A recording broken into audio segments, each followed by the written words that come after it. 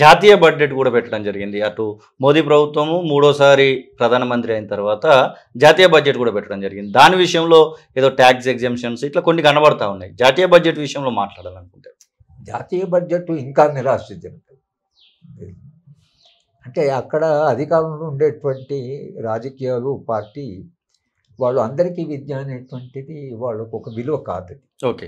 వాళ్ళు నమ్మే భావజాలంలో అందరికీ సమానమైన విద్య, అట్టడుగులు ఉండే ప్రజలకు విద్య అనేటువంటిది వాళ్ళ భావజాలంలోనే భాగం కాదు. కాబట్టి యూనివర్సిటీ గ్రాంట్స్ కమిషన్ అంటే ఉన్నత విద్యకి వాళ్ళు 6,000 కోట్లని 2,000 కోట్లకు తగ్గించారు. అంటే 60% తగ్గించారు ఉన్నత విద్య మీద. అంటే మనం నమ్మలేము. ఇప్పుడు ఈ విశ్వవిద్యాలయాలని అంటికి వాళ్ళు ఏం చేస్తున్నారంటే 2,000 కోట్లు అంటే కేవలము సెంట్రల్ యూనివర్సిటీ శాలరీస్కు అది సరిపోతుంది. వాళ్ళకుంటే 70 సెంట్రల్ యూనివర్సిటీ. ఇక రాష్ట్ర విశ్వవిద్యాలయాలకి ఒక పైస కూడా ఇవ్వలేని పరిస్థితి. 6,000 కోట్ల నుంచి 2,000 కోట్లు అయిందంటే అది నమ్మలేనటువంటి. రెండవది ఏమిటంటే వాళ్ళు ఒకవేళ చేసిన ఖర్చు డైరెక్ట్గా మినిస్ట్రీ చేయాలి, కానీ ఈ యూనివర్సిటీ గ్రాంట్స్ కమిషన్ మధ్య ఇదేమిటి అసలు? University grants commission Radhakrishnan commission recommendations మీద వచ్చింది. దాన్ని గ్రాంట్స్ కమిషన్ అని ఎందుకు అన్నారంటే వాళ్ళ పని ఏమిటంటే విశ్వవిద్యాలయాలకి మద్దతు ఇవ్వడం, ఫైనాన్షియల్గా సపోర్ట్ చేయడం, అంత తప్పించి విశ్వవిద్యాలయం నడపడము, దాంట్లో జోక్యం చేసుకోవడము, దాన్ని కంట్రోల్ చేయడం కాదు. ఎందుకంటే విశ్వవిద్యాలయానికి స్వయం ప్రతిపత్తి ఉండాలి. ఆ స్వయం ప్రతిపత్తిలోనే నాలెడ్జ్, జ్ఞానం పెరుగుతుంది, తర్వాత సృజనాత్మక శక్తి పెరుగుతుంది. స్వేచ్ఛ లేకుండా మనిషి సృజనాత్మకంగా మారడు. మేము అందుకనే creativity is a function of freedom అని చెప్తుంటాం. కనుక వాళ్ళ విశ్వవిద్యాలయాలను నియంత్రించడము వాళ్ళకి కావాలి, కానీ విశ్వవిద్యాలయాలని మరి అంతర్జాతీయ విశ్వవిద్యాలయాల గురించి అది మాట్లాడి ఇది మాట్లాడి మనం విశ్వగురు అని అంటే మీ విశ్వవిద్యాలయాలు అంతర్జాతీయంగా పోటీపడి లేకపోతున్నాయి. జాతీయంగా పరిస్థితి చాలా అన్యాయంగా ఉంది. మరి ఈ దశలో మీరు ఉన్నత విద్యకి, విద్యారంగానికి డబ్బులు కేటాయించడం అనేది తగ్గించడం ఏదైతుందో అది కూడా మనకు చాలా ఆశ్చర్యంగా ఉంది.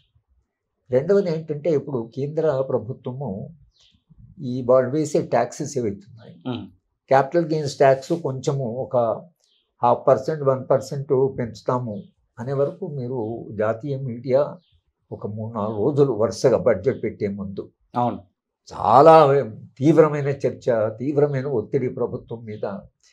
తర్వాత ఇది నిజంగానే ఒకవేళ వేరే రంగాలకు తరిస్తే మన అభివృద్ధి అయిపోతుంది, సంపద అయిపోతా, అది చేసేసి మొత్తం మీద చాలా ప్రెషర్ పెట్టారు. ప్రభుత్వానికి ప్రజల తరఫు నుంచి ఒత్తిడి పెట్టేవాళ్ళు లేకుండా పోయారు. ఈ మీడియా ఏదైతుందో దాంట్లో అంతా ఈ ఆర్థిక నిపుణులంతా వచ్చేసి అది ఇది వాళ్ళ వృద్ధి రేటు అట్లా ఉంది, వీళ్ళ వృద్ధి రేటు. ఈ వృద్ధి రేటు అనేది అవుతుందో అది చాలా మిస్లీడింగ్. మీరు అంత డెవలప్ అయింది, ఇంత డెవలప్ అయితే ఏమైంది? ఒక ఆయన 5,000 కోట్లు పెట్టి కూతురు పెళ్లి చేశారు. బాంబే నగరంలో మురికివాడల్లో జీవించేవాళ్ళు డ్రైనేజ్ పైప్ నుంచి వచ్చే నీళ్లు పట్టుకుంటారు. వాళ్ళ పరిస్థితి హృదయ విదారకంగా ఉంటుంది. అదే బాంబే నగరంలో ఒక పెళ్ళికి అంటే కార్పొరేట్ రెస్పాన్సిబిలిటీ.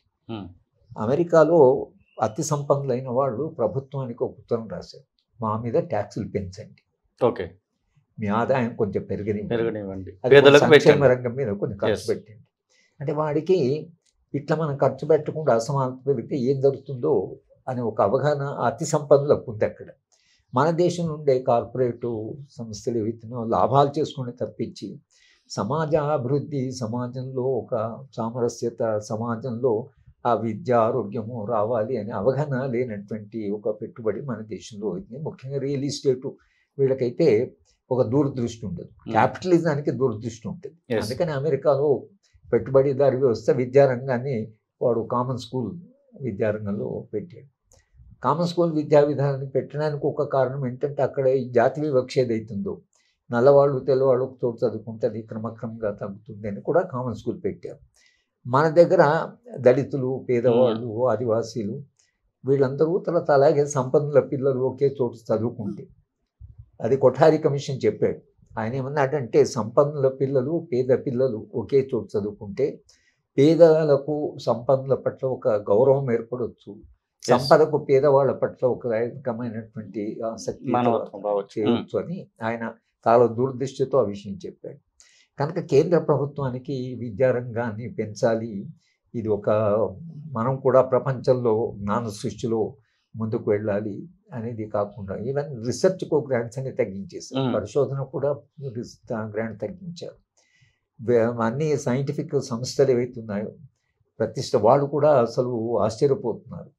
హైదరాబాద్ యూనివర్సిటీలోనే కొందరు ప్రొఫెసర్స్ చెప్తున్నారు వాళ్ళకి ఎక్విప్మెంట్ కావాలి వాళ్ళు పరిశోధన చేయడానికి. అది వేరే దేశం నుంచి ఎక్విప్మెంట్ తెప్పించుకున్నారు, కానీ అది దాన్ని విడుదల చేసుకోవాలంటే వాళ్ళ దగ్గర డబ్బులు లేకుంటాయి. అంటే మొత్తం సైంటిఫిక్ రీసెర్చ్ చాలా దెబ్బతిన్నది. మరి ఎందుకు మీరు రీసెర్చ్కు 0.07 ఇది రీసెర్చ్కు మొత్తం మీద వాళ్ళు ఖర్చు పెడుతుంది.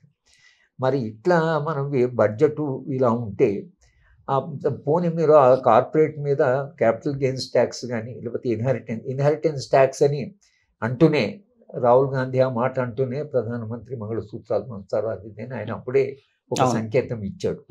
సంపన్నుల ఇప్పుడు ఈ దేశంలో ఉండే 70% ఒక 20%, 10% ఉంటే 40% 1% చేతిలో ఉంది. వాళ్ళ మీద మీరు ట్యాక్స్ వేయకుండా మీ ఆదాయం ఎట్ట పెరుగుతుంది? మీరు అక్కడ వాళ్ళ ఆదాయము మీరు పెంచుకుంటేనే కదా ఈ రంగాలకి కేటాయించి. కనుక బడ్జెట్ ఏమైపోయింది, అది కొంత కార్పొరేట్ బడ్జెట్గా మారి దేశ ప్రజల ఆరోగ్యము, విద్య, అవకాశాలు, అన్ఎంప్లాయ్మెంట్ ఉంది. ఇప్పుడు అన్ఎంప్లాయ్మెంట్ దానికి బడ్జెట్ ఏం చేశారు, మీరు ఎవరన్నా ప్రైవేటు పరిశ్రమలు పిల్లలు తీసుకుంటే ఒక సంవత్సరము వాళ్ళకి ఏదో మేము కొంత మద్దతు ఇస్తాము, అది పరిశ్రమలే చేయాలి కాదు వాళ్ళకి మేము మద్దతు ఇస్తాము అది అని ఒకటి మాట్లాడినారు. అసలు నిజానికి నిపుణత పెంచడం, నైపుణ్యాలు పెంచడం అనేది అది మార్కెట్ బాధ్యత. విశ్వవిద్యాలయం ఏం చేయాలి, విశ్వవిద్యాలయాలు ఒక చురుకైన మేధస్సును క్రియేట్ చేయాలి. అంటే ఆలోచించగలిగినటువంటి వాళ్ళు, సృజనాత్మకంగా ఆలోచించవలసిన వాళ్ళు, క్రిటికల్గా సమస్యను ప్రశ్నించేవాళ్ళు, అలాంటి వాళ్ళు ఉన్నప్పుడు వాళ్ళు నైపుణ్యత పెంచితే ఈ సృజనాత్మక శక్తితో ఆ నైపుణ్యత చేసి వాళ్ళు అత్యద్భుతంగా వాళ్ళు కాంట్రిబ్యూట్ చేయగలరు. కానీ పరిశ్రమలు చేయవలసిన పని, మార్కెట్ చేయవలసిన పని ప్రభుత్వాన్ని చేస్తామని అంటున్నారు. పోనీ అట్లని వాళ్ళు అప్రెంటిస్గా తీసుకొని ప్రభుత్వం ఖర్చు పెట్టిన వాళ్ళని తాము ఎంప్లాయ్మెంట్ ఇస్తామనేటువంటి గ్యారెంటీ లేదు. అలాంటి మీరు మాకు నైపుణ్యాలు ఇస్తే మేము పరిశ్రమలో తీసుకుంటాము అలాంటి గ్యారెంటీ లేదు. 1-2 సంవత్సరాల తర్వాత వాళ్ళు మళ్ళీ తీసుకుపోతే ఇంకా ఫ్రస్ట్రేషన్ పెరిగే అవకాశం ఉంటుంది.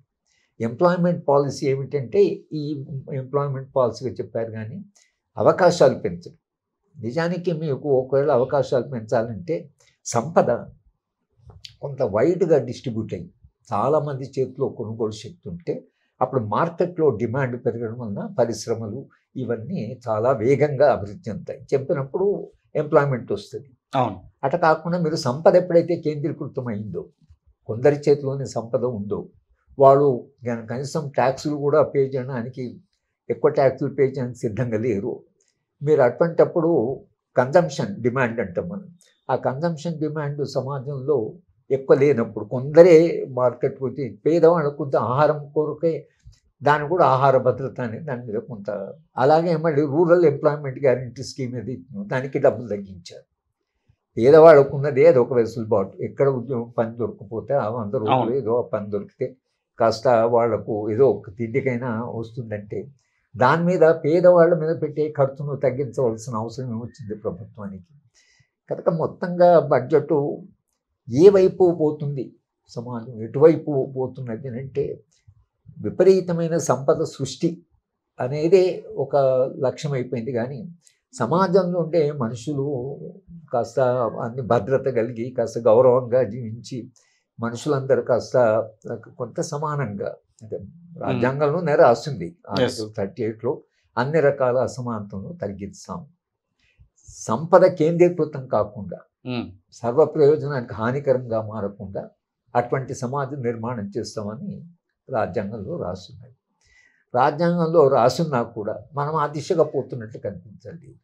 ఇప్పుడు ఆ బడ్జెట్ ఇక్కడి బడ్జెట్ చూస్తే మనము ఒక మానవీయమైన, ప్రజాస్వామ్యమైన, కాస్త మనుషులందరికీ భద్రత కలిగిన గౌరవప్రదమైన జీవితము కావలసిన సమాజ నిర్మాణం కంటే కూడా మన సంపద సృష్టి అనేటువంటిది ఏదైతుందో, సంపద దేని కొరకు మీరు సంపద సృష్టిస్తారు. ఇప్పుడు మనకు 300 లక్షల కోట్ల దాకా దేశ జీడిపి పెరిగింది. 44 లక్షల నుంచి అది చాలా పెద్ద ఎత్తున పెరిగింది. సంపద పెరిగింది. పెరిగితే మరి అందరికి అవకాశాలు ఎందుకు లేవు? అందరికి మంచి విద్య ఎందుకు లేదు? సంపద లేదని కాదు కదా, సంపద పెరిగింది. మనం 8% రేట్ ఆఫ్ గ్రోత్ అని అంటున్నాం. రేట్ ఆఫ్ గ్రోత్ పెరిగింది. మరి కోవిడ్ కాలంలో పరిస్థితి ఏమి? కరోనా వచ్చి మనకు ఒక తట్టిని లేపింది, సంపద కొట్టి లేపింది. ఇది పరిస్థితి, మీ ఆరోగ్య పరిస్థితి. అయినాకనైనా మనము మన హాస్పిటల్స్ గ్రామీణ ప్రాంతాల్లో ఉండేటువంటి పబ్లిక్ మన చిన్న హాస్పిటల్ వాటన్నిటిని అభివృద్ధి చేయాలి కదా. ఆరోగ్యం మీద రేపు అలాంటి మళ్ళీ ఒక ఏదైనా జబ్బు వచ్చింది అనుకోండి, ఒక భయంకరమైన జబ్బు, అప్పుడైనా సమాజం సిద్ధంగా ఉండాలి కదా, రాజ్యం సిద్ధంగా ఉండాలి కదా, మనుషులు చనిపోకుండా మనం కాపాడాలి. ఎందుకు ఆ దిశగా పోకుండా ఇవాళ కేవలము సంపద వృద్ధి, రేట్ ఆఫ్ గ్రోత్, జీడిపి, తర్వాత ప్రపంచంలో 5 ట్రిలియన్ ఎకానమీ, తర్వాత అతి సంపన్నమైన దేశంగా మారాలి, ఈ దిశగా పోతున్నది బడ్జెట్. కానీ బడ్జెట్ ఇటువైపు ఆలోచించలేదు. మనుషుల జీవితము, తర్వాత మనుషులు ఏమవుతారు, మనుషులకు అవకాశాలు, చదువుకున్న పిల్లలకు అవకాశాలు, ఒక వెల్ఫేర్ స్టేట్, ఒక సంక్షేమ రాజ్యము కావాలని రాజ్యాంగం ఆశిస్తున్నది. మనం సంక్షేమం కాకుండా పెట్టుబడి పెరగాలి, సంపద పెరగాలి. ఇది బడ్జెట్ దాన్ని ఒక ఇన్స్ట్రుమెంట్ ఆఫ్ పబ్లిక్ పాలసీ అంటాం మనం. దాని ఒక పాలసీ ఇంటర్వెన్షన్గా తీసుకుంటే బడ్జెట్ ఏం చేయాలి? సమాజంలో అసమానతను తగ్గించాలి, సమాజంలో కనీస అవసరాలను తీర్చాలి, ఆ దిశగా ఉండాలి. ఆ దిశగా బడ్జెట్ ఉన్నట్లు మనకు అనిపిస్తుంది. అసలైన తొలి వెలుగు. ఫాలో వాట్సాప్ @తొలి వెలుగు official.